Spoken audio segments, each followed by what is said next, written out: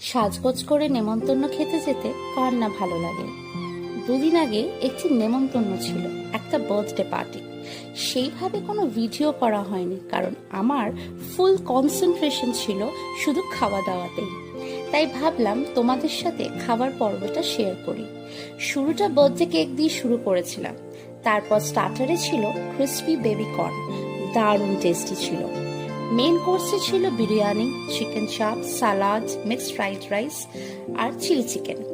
But আমি যেহেতু Chinese পছন্দ করি, তাই মিক্সড ফ্রাইড রাইস আর চিলি চিকেনটাই মন ভরে খেয়েছিলাম। শেষে আইসক্রিমও ছিল, বাট সেটার ভিডিও করে তোলা হয়নি। ডিনারটা বেশ জম্পে সেরে আবারও বৃষ্টি নিয়ে বাড়ি ফিরলাম রাতে। তোমরা কে কে আমার মতো বিরিয়ানি ছেড়ে চাইনিজ প্রেফার করো বলো তো, কমেন্টে জানিও কিন্তু। আর হ্যাঁ, সাবস্ক্রাইব করতে ভুলো না। আবার দেখা হবে নেক্সট ভিডিওতে।